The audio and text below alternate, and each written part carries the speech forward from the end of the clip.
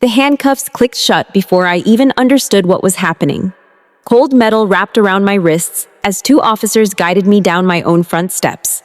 The same steps I had scrubbed clean 3 weeks ago, barefoot, laughing, holding a paintbrush, and the keys to the first thing I had ever truly owned.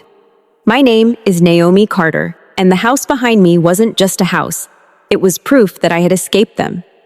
My brother stood on the sidewalk, arms folded, calm and righteous. My parents stood behind him, silent, watching, not stopping it. He used family money. My brother told the officers, "That house belongs to the family fund." Family fund. A phrase they invented years ago to control everything, every gift, every inheritance, every success that didn't come through them first. I searched my mother's face for something. Doubt, guilt, anything. She looked away. I didn't cry. I didn't beg.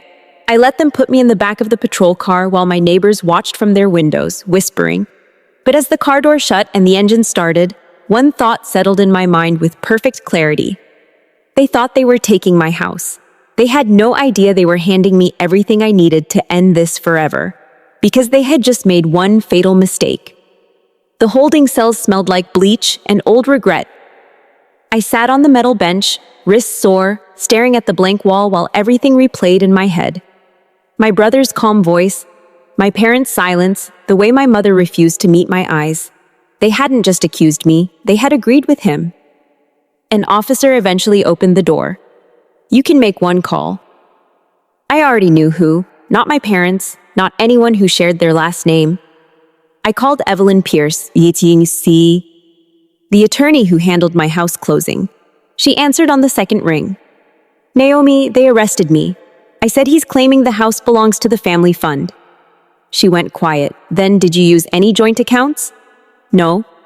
"Did you sign anything granting them interest?" "Never." Her voice hardened. "Then they just made a very serious mistake." An hour later, she arrived. Calm, precise, dangerous in a way my family had never understood. "They filed a civil claim," she explained, sliding papers across the table, "but they escalated it into criminal fraud without evidence."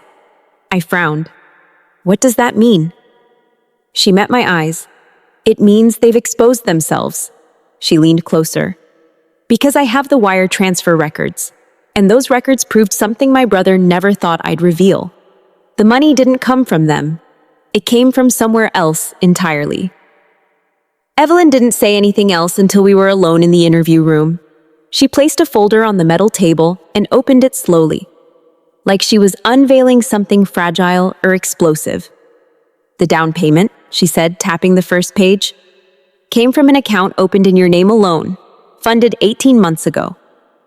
I nodded. I had built that account in silence. Late nights, freelance contracts, bonuses I never mentioned, money I never let them see. But there was more. She flipped to the next page. "The final transfer," she continued, "came from the trust." My stomach tightened. Not the family fund, not theirs, my grandmother's trust, the one they told me had been exhausted. "They didn't know," Evelyn said softly.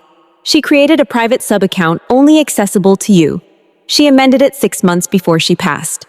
My hands went still. "They lied," I whispered. Evelyn didn't soften it. "Yes. And now they've accused you of stealing what was legally yours." Outside the room, I could hear the distant murmur of voices, the machinery of their accusation already grinding forward. Evelyn closed the folder. "They forced this into the open," she said. "Which means they can't hide what they did anymore."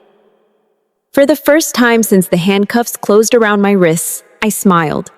Because they hadn't just attacked me, they had exposed themselves. By morning, I was released. No apology, no acknowledgement, just a quiet signature and the removal of the handcuffs like none of it had mattered, but it mattered.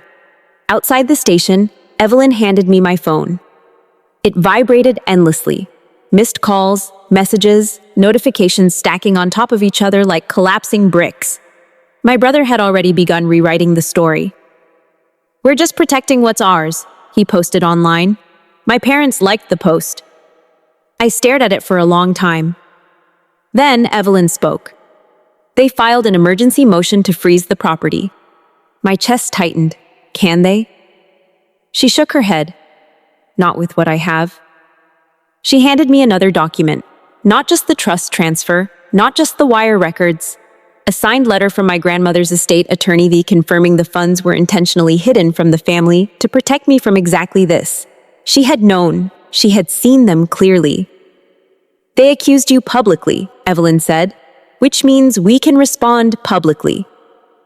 I looked back at the police station doors at the place where they thought they had broken me. They wanted control, I said quietly. Evelyn nodded. And now, she replied, they've handed us leverage. For the first time since they put me in handcuffs, I wasn't reacting anymore. I was planning, and they had no idea what was coming next. 2 days later, they came to the house.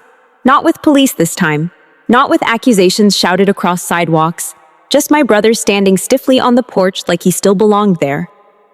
I opened the door, but I didn't invite him in. You made your point, he said, avoiding my eyes. You embarrassed the family. I almost laughed. You had me arrested. He flinched just slightly. You shouldn't have used Grandma's money behind our backs. Behind our backs like I had ever been part of their circle. I held up the letter Evelyn had given me. She left it to me. Not you, not the family fund. Me. He stared at the paper like it might disappear if he blinked hard enough. You're tearing us apart, he said quietly. No, I replied. You did that when you called the police. He had no answer for that. Behind him, my parents sat in the car watching, waiting. They still hadn't spoken to me, still hadn't asked if I was okay. He turned to leave, and for the first time, I saw it clearly. They weren't confident anymore. They were afraid because they had crossed a line that couldn't be undone, and now they were the ones who had something to lose. The court date was set faster than they expected. Emergency hearings have a way of accelerating truth, especially when someone misuses the legal system as a weapon. Evelyn sat beside me in the courtroom, calm and precise. Across the aisle, my brother avoided looking at me. My parents sat behind him, rigid, their confidence thinner now, their silence heavier. Their attorney stood first. He spoke about family assets, misappropriated funds, and shared inheritance. He made it sound clean, reasonable. Then Evelyn stood. She didn't raise her voice. She didn't need to. She handed the judge the trust documents, the wire transfers, the estate attorney's signed letter confirming my grandmother had deliberately protected those funds from the rest of the family. The judge read quietly, then looked up. Miss Carter, he said to my brother, this property is not part of any shared family fund. The words landed like gravity shifting. Evelyn didn't stop there.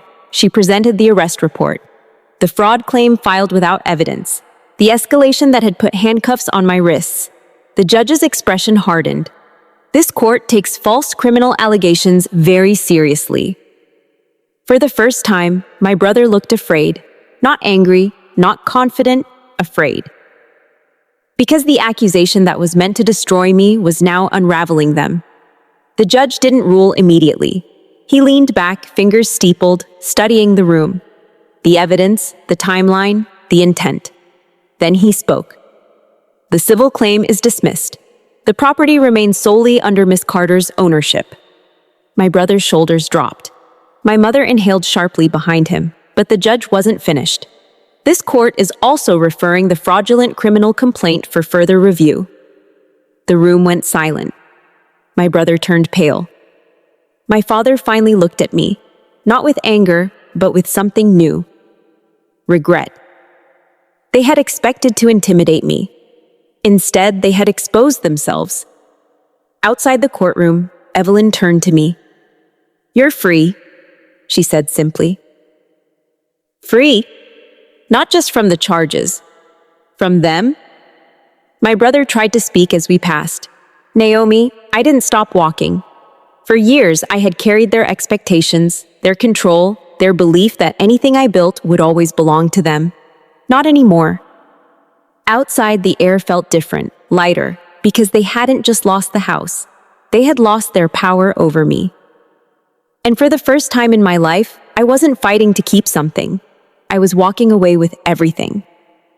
3 days later, the official notice arrived. Not for me, for them.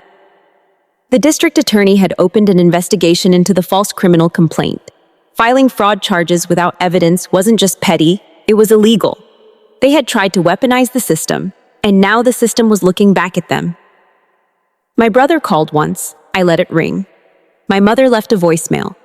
Her voice sounded smaller than I had ever heard it. We didn't think it would go this far. I listened to it only once, then I deleted it. That afternoon, I walked through my house slowly. Sunlight fell across the hardwood floors I had chosen myself.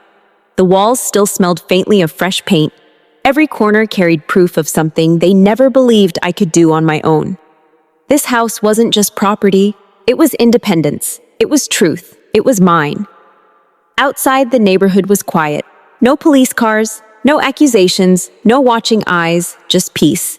They had tried to take everything from me, my home, my name, my freedom. Instead, they had exposed their lies and handed me the one thing they could never reclaim, my